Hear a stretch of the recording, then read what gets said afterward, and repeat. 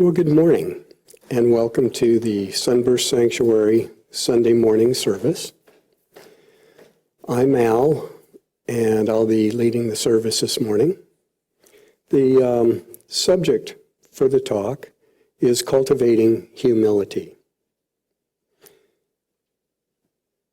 Norm Paulsen at one point said, "How can I not express humility, observing the awesome vastness that surrounds me?" When I was getting ready to prepare for the talk, I read that quote and I went, oh, I know just the song that will work for this. So I went through my recordings and I didn't find it and realized I had never recorded it. So this is a little bit of a rushed version. Hopefully in the future it'll be fleshed out a little better. But the song basically would be my conversation with God as I'm out enjoying this wonderful planet on a beautiful day.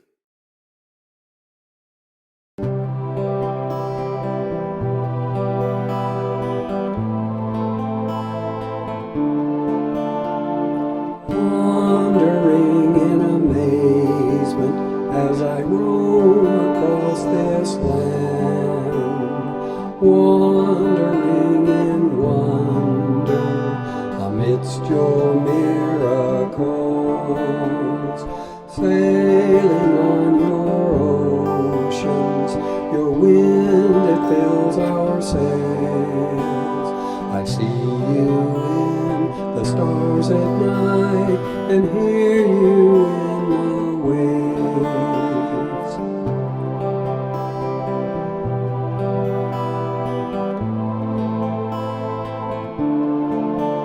As the darkness of the starry night gives way to the light of dawn, reds and oranges in the clouds foretell the promise of the day.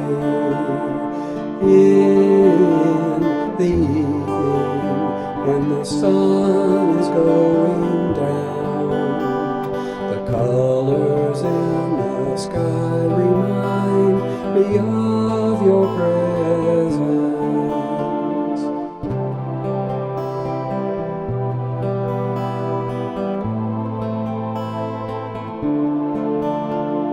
Wandering in amazement as I roam across this land, wandering in wonder amidst your miracles, in the trees of the forest and the flowers in the meadows. I feel closest to you on the mountains above the trees.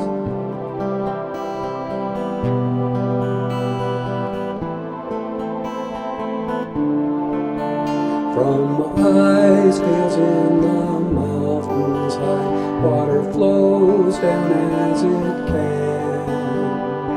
into majestic lakes that reveal you in my mind. Streams cascading down from lakes into rivers calm and wide, reflecting the majesty of your creation.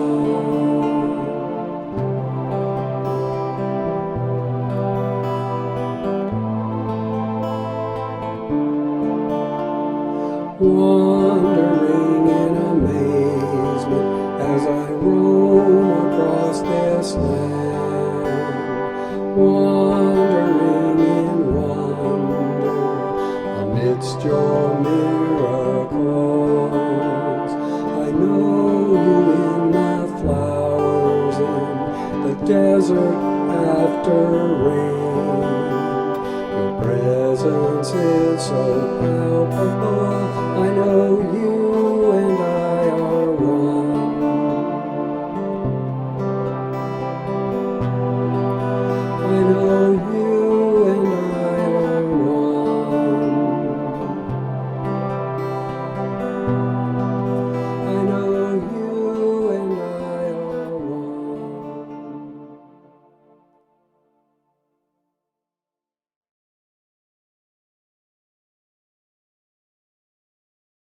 taken from a longer prayer poem that introduced the chapter on humility in sacred science.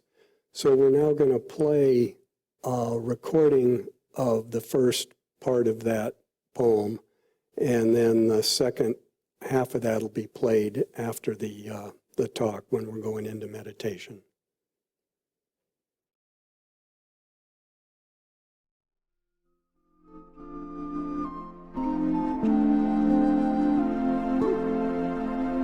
This is my soul calling you, beloved. Can you hear me? How can I express humility? Or should I say, how can I not? Observing the immensity that surrounds me. Its awesome vastness, with spheres of living light blink at us from their distances. And me? Who am I? So tiny, so small, in all this boundless immensity. So this prayer poem reminded me of sitting out on a clear night watching the stars. Earlier this summer, 4 of us went up on the mesa up here on a clear night when there was a meteor shower, and we sat out watching the meteors. And of course, that time of year, the Milky Way is really amazing because we're looking right into the galactic center, so we're seeing kind of the maximum amount of stars. And for me, looking at the Milky Way, I always reflect on the fact that most of those points of light in the Milky Way that we're looking at are other suns. And many of those suns have planets around them. And you look up there and they're countless. And then when you look away from the Milky Way, the sky is full of stars, and many of those are also galaxies, many of them larger than our own galaxy, full of suns, and many, again, having planets around them.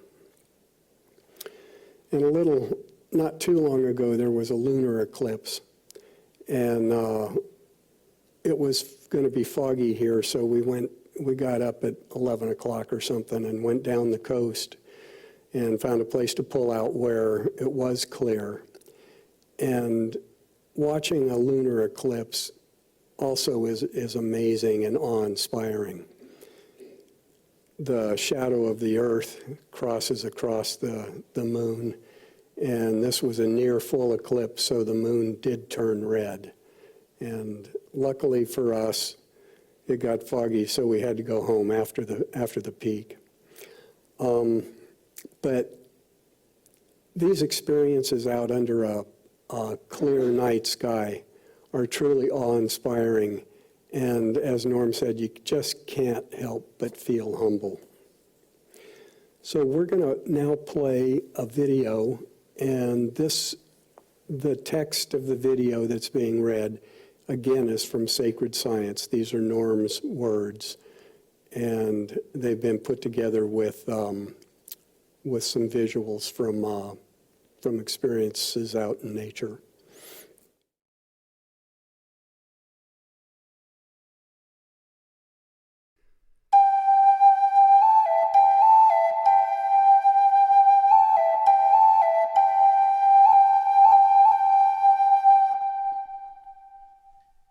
Allow your heart to commune with God in nature.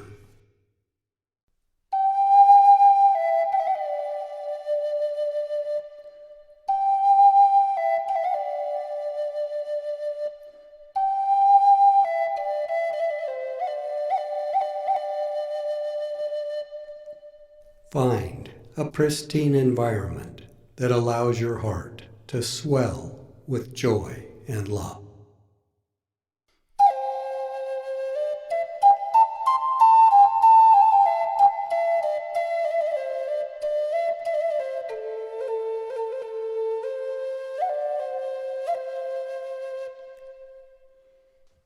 Embrace this solitude.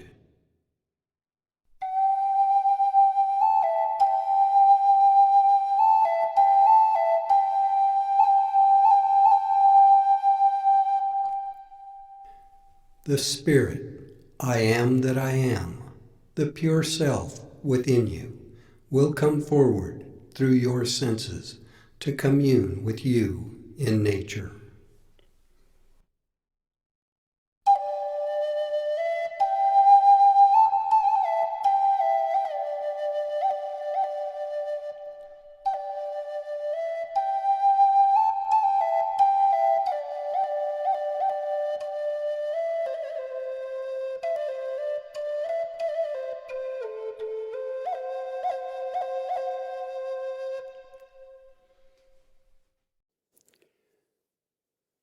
So for me, being out in nature really inspires awe and humility. And when I was putting this together, I was reflecting on some experiences.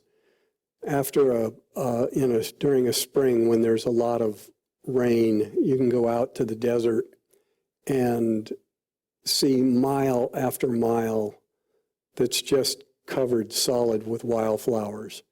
There were areas where in a square yard, there might be hundreds of individual flowering plants. They're low to the ground, but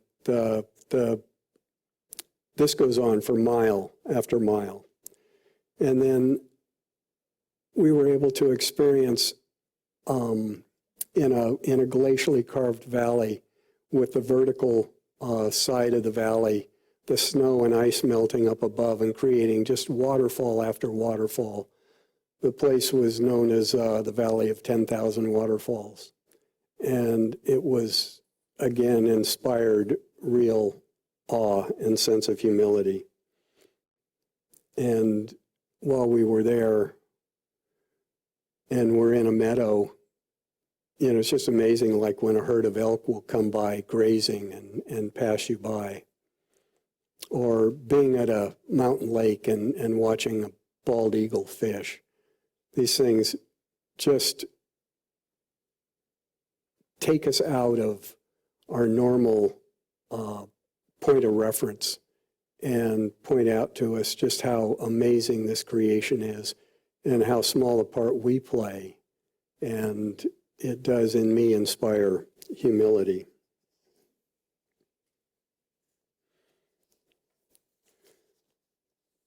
So when you're in a situation like that out in nature, it's really easy to think, well, humility is so natural.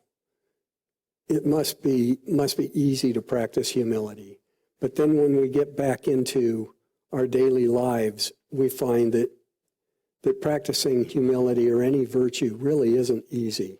It does take practice, and it does need to be cultivated. These bodies that we have, they're a temporary encasement for our amazing souls that have been around for a long time and will be around for a whole lot longer. And from time to time, they become encased in bodies like this, where we have egos. And along with this ego, this sense of self, we're subject to karma, the karma we're creating at the time on a daily basis, and the karma that we may bring with us from previous incarnations. We identify with these bodies so much that we forget who we are and where we came from.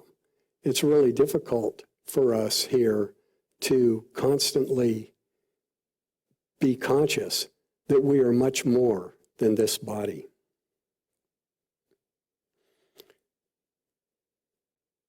So the virtues are reflections of energies. As our earth goes around the sun, it passes through different energies emanating from the sun.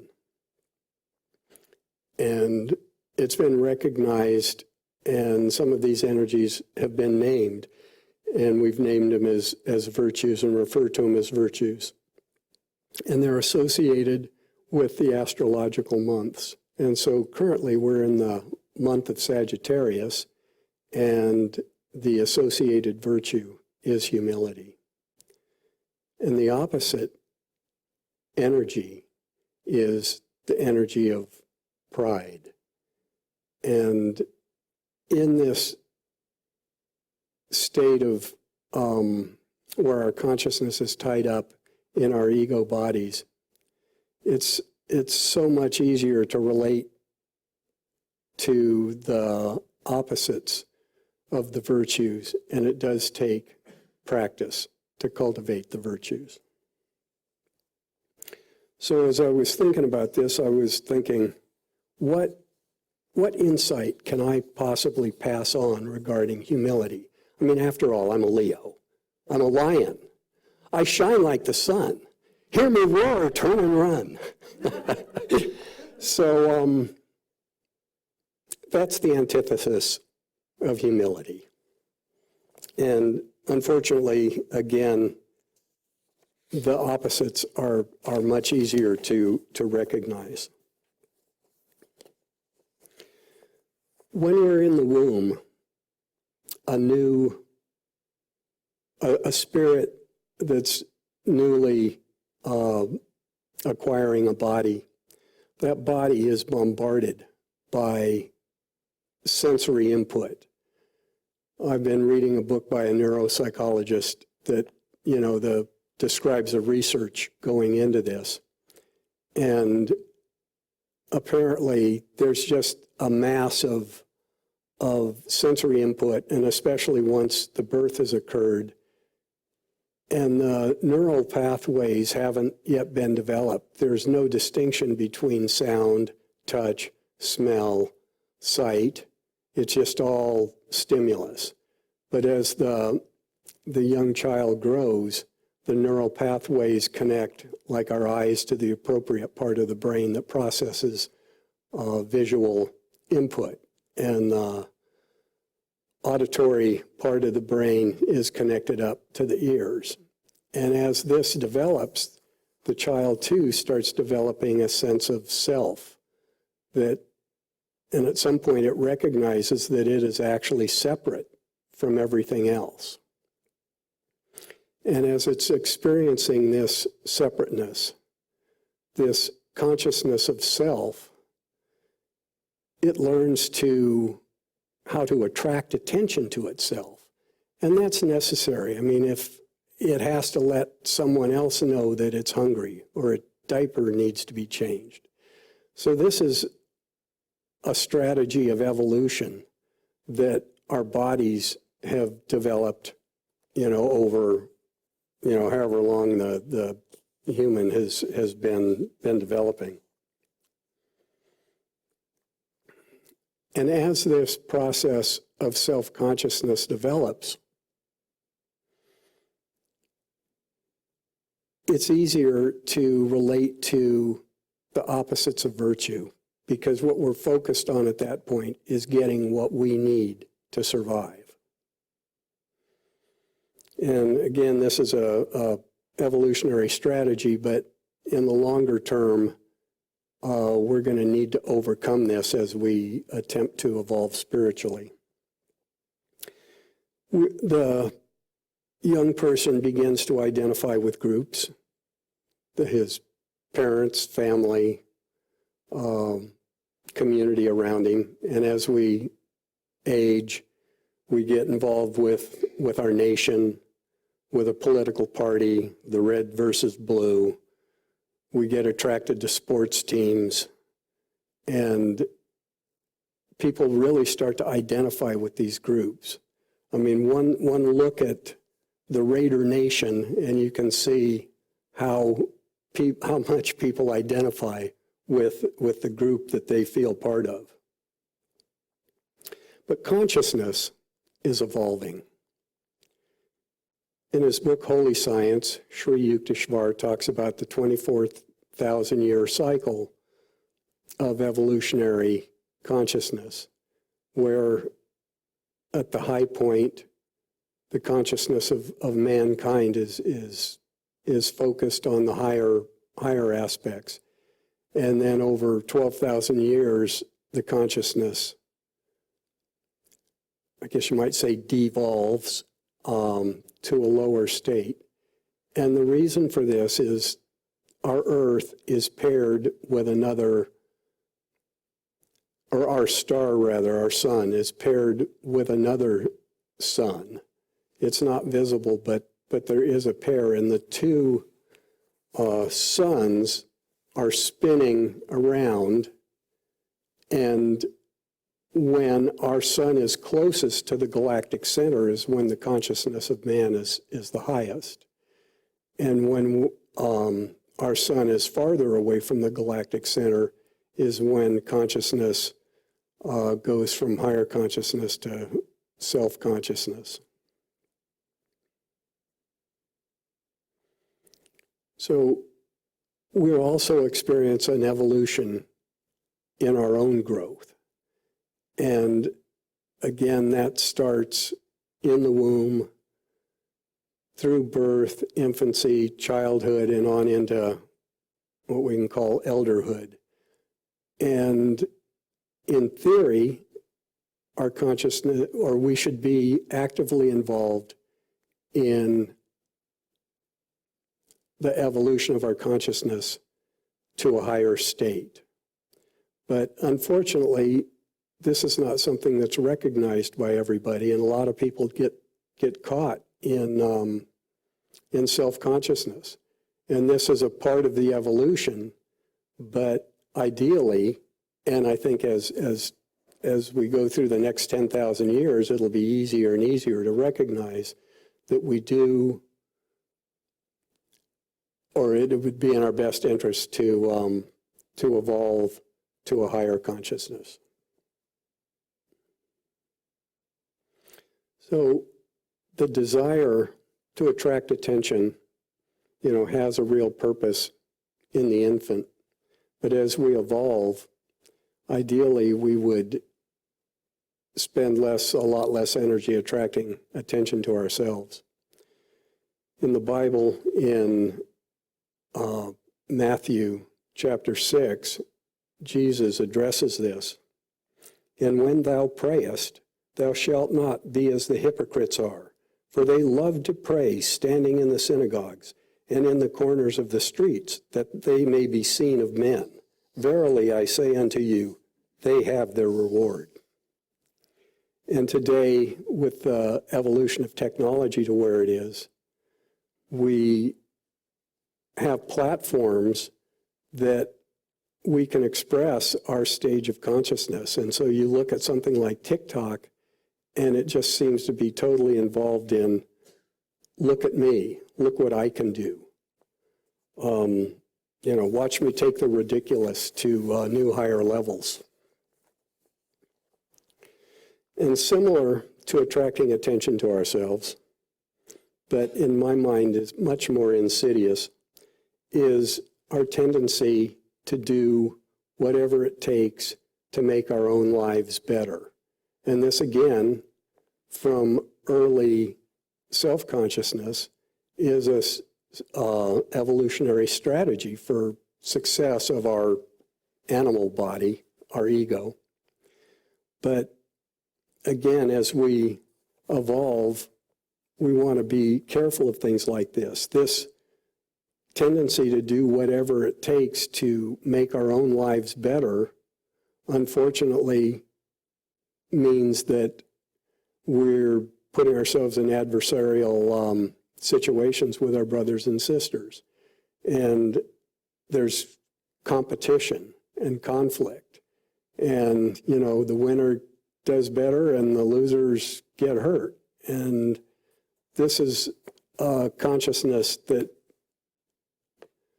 again, all of mankind over the next 10,000 years will get through, but we should be trying to work on our own personal evolution to get over it now. So it's relatively easy to see and identify the opposites of virtue, to see pride rather than humility. The small self is associated with self-consciousness. The higher self is what develops as we're moving toward Christ consciousness. And if we want to take on virtue, it's not necessarily an easy thing. But there are steps that we can take to help us, to help our souls evolve or help our egos to evolve.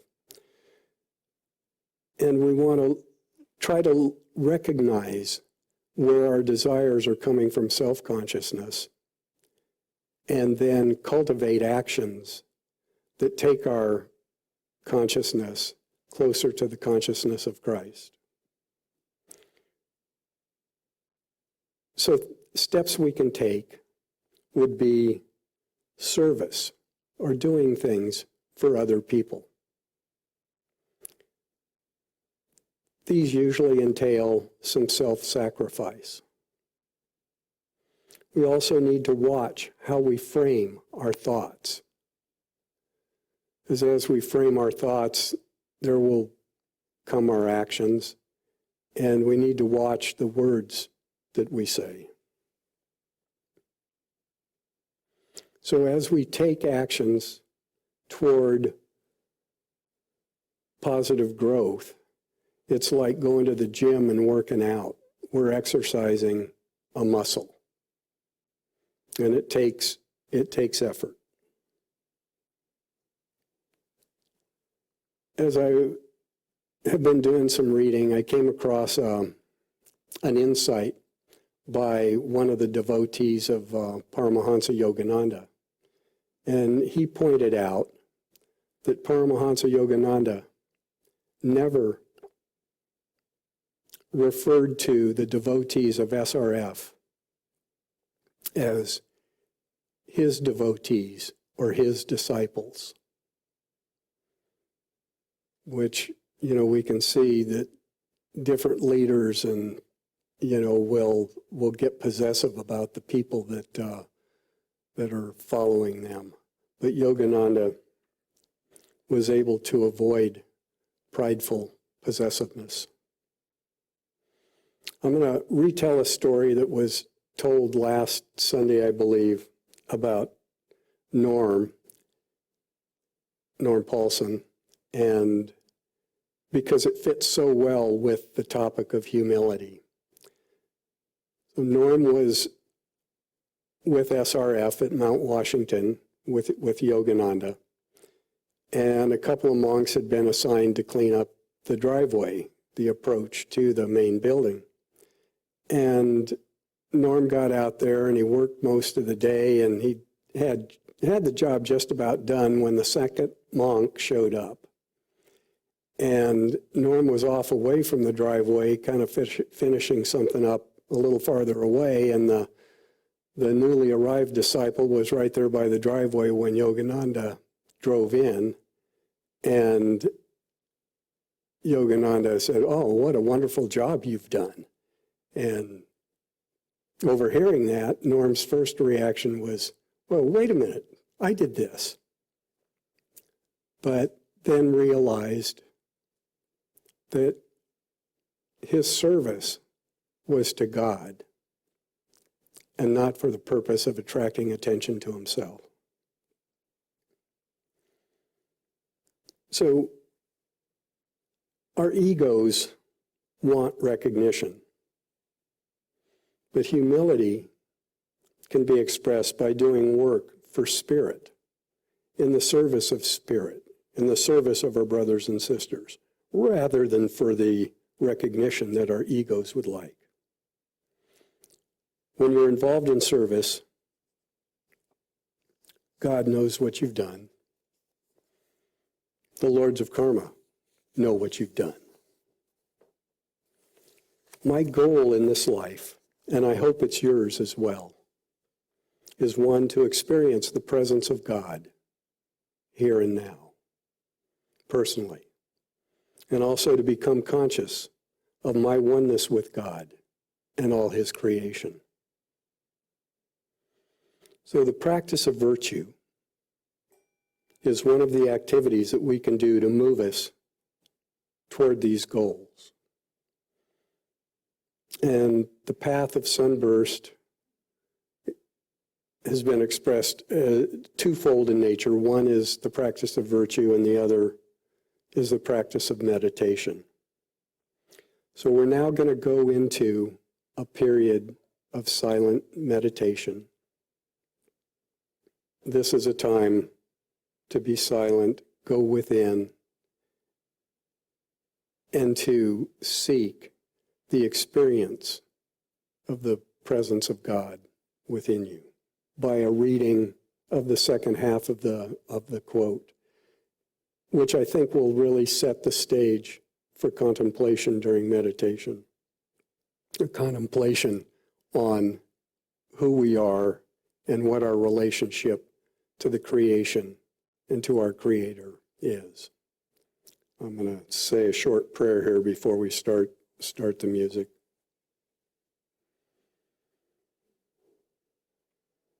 Divine Mother and Father, we thank you for this opportunity to gather here together with like-minded souls, to contemplate and learn about how we can help evolve our consciousness to a higher place where we can have that personal experience of your presence with us here and now, and to know beyond any doubt our relationship to you, that we are one with your creation, and we are one with you. Amen.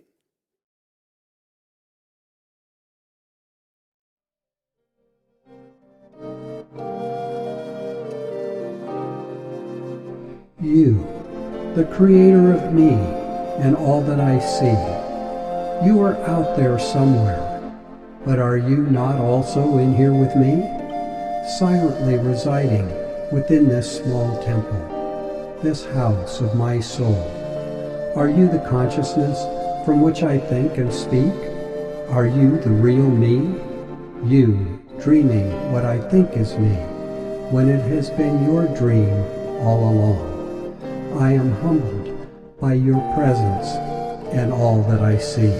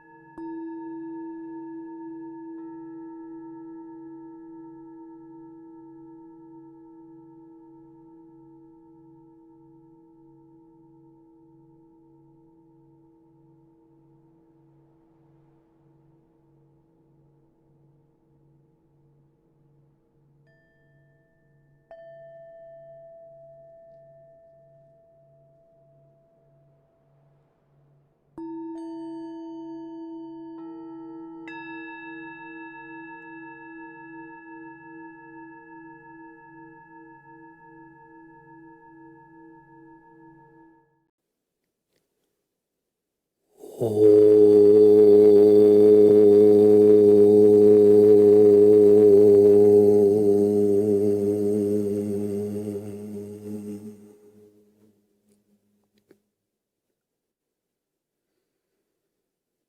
welcome back to the third dimension.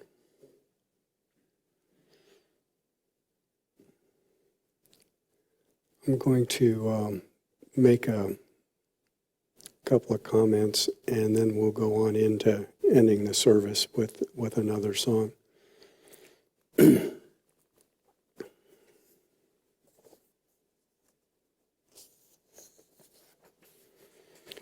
Meditation and the practice of virtue have been said to be essential to our soul's evolution to the attainment of Christ consciousness. The virtue of the month of Sagittarius is humility.